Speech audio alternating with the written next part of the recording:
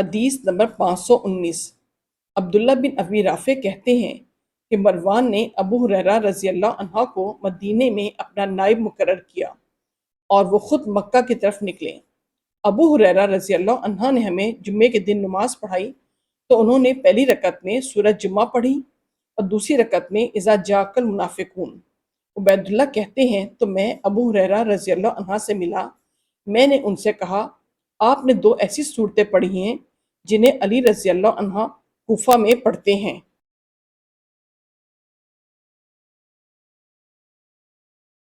اس پر ابو ہریرہ رضی اللہ عنہ نے کہا میں نے ان دونوں صورتوں کو رسول اللہ صلی اللہ علیہ وسلم کو پڑھتے سنا ہے۔ امام ترمذی کہتے ہیں ابو ہریرہ رضی اللہ عنہ کی حدیث حسن صحیح ہے۔ اس باب میں ابن عباس، نعمان بن بشیر اور ابو انبا خولانی رضی اللہ عنہم سے بھی احادیث آئی ہیں۔ نبی اکرم صلی اللہ علیہ وسلم سے یہ بھی مروی ہے کہ آپ جمعے کی نماز میں سبح اسم ربک الاعلی اور هل اتاک حدیث الغاشیہ پڑھتے تھے۔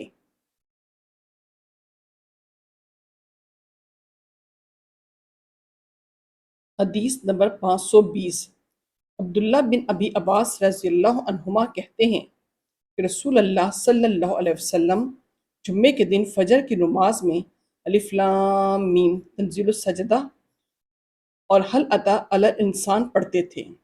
امام ترمذی کہتے ہیں ابن عباس رضی اللہ عنہما کی حدیث حسن صحیح ہے۔ اس باب میں سعد، ابن مسعود اور ابو ہریرہ رضی اللہ عنہم سے بھی احادیث آئی ہیں۔ حدیث نمبر 521۔ عبداللہ بن عمر رضی اللہ عنہ کہتے ہیں کہ نبی اکرم صلی اللہ علیہ وسلم جمعے کے دن 2 رکعت سنت پڑھتے تھے۔ امام ترمذی کہتے ہیں ابن عمر رضی اللہ عنہما کی حدیث حسن صحیح ہے۔ اس باب میں جابر رضی اللہ عنہ سے بھی روایت ہے۔ اسی پر بعض اہل علم کا عمل ہے اور یہی شافعی اور احمد بھی کہتے ہیں۔ حدیث نمبر 522۔ نافع سے روایت ہے کہ ابن عمر رضی اللہ عنہما جب جمعہ پڑھ لیتے تو گھر واپس آتے اور 2 رکعت اپنے گھر میں پڑھتے، پھر کہتے رسول اللہ صلی اللہ علیہ وسلم ایسا ہی کرتے تھے۔ امام ترمذی کہتے ہیں یہ حدیث حسن صحیح ہے۔ حدیث نمبر 523۔ ابو ہریرہ رضی اللہ عنہ کہتے ہیں کہ رسول اللہ صلی اللہ علیہ وسلم نے فرمایا جو تم میں سے جمعے کے بعد نماز پڑھیں تو چاہیے کہ 4 رکعت پڑھیں۔ امام ترمذی کہتے ہیں یہ حدیث حسن صحیح ہے۔ بعض اہل علم کا اس پر عمل ہے۔ نیز عبداللہ بن مسعود رضی اللہ عنہ سے بھی مروی ہے کہ جمعے سے پہلے 4 رکعتیں اور اس کے بعد بھی 4 رکعتیں پڑھتے تھے، اور علی بن ابی طالب رضی اللہ عنہ سے بھی مروی ہے کہ انہوں نے حکم دیا کہ جمعے کے بعد پہلے 2 پھر 4 رکعت پڑھی جائیں۔ سفیان ثوری اور ابن مبارک بھی ابن مسعود کے قول کی طرف گئے ہیں۔ اسحاق بن راہیہ بھی کہتے ہیں جمعے کے دن اگر مسجد میں پڑھیں تو 4 رکعتیں اور اگر اپنے گھر میں پڑھیں تو 2 رکعتیں پڑھیں۔ ان کی دلیل یہ ہے کہ نبی اکرم صلی اللہ علیہ وسلم جمعے کے بعد 2 رکعتیں اپنے گھر میں پڑھتے تھے، اور نبی اکرم صلی اللہ علیہ وسلم کی یہ بھی حدیث ہے کہ تم میں سے جو کوئی جمعے کے بعد نماز پڑھیں تو 4 رکعتیں پڑھیں۔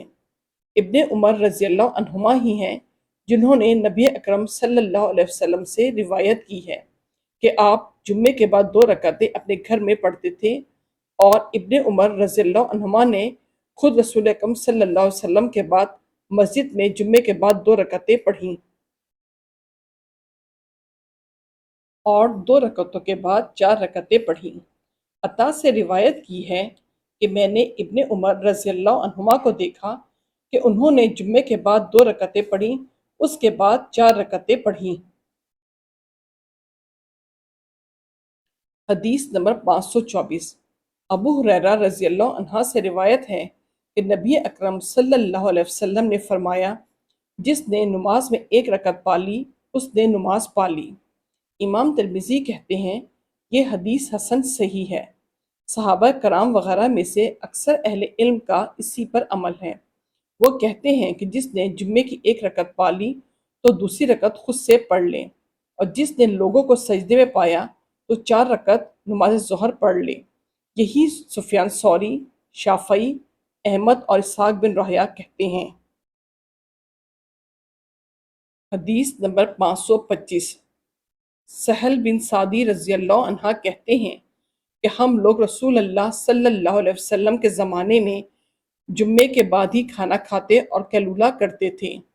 امام ترمذی کہتے ہیں سہل بن سعد کی حدیث حسن صحیح ہے۔ اس باب میں انس بن مالک سے بھی روایت ہے۔ حدیث نمبر 526۔ عبداللہ بن عمر رضی اللہ عنہما سے روایت ہے کہ نبی اکرم صلی اللہ علیہ وسلم نے فرمایا جب تم میں سے کوئی جمعے کے دن اونگھے تو اپنی جگہ بدل لے۔ امام ترمذی کہتے ہیں یہ حدیث حسن صحیح ہے۔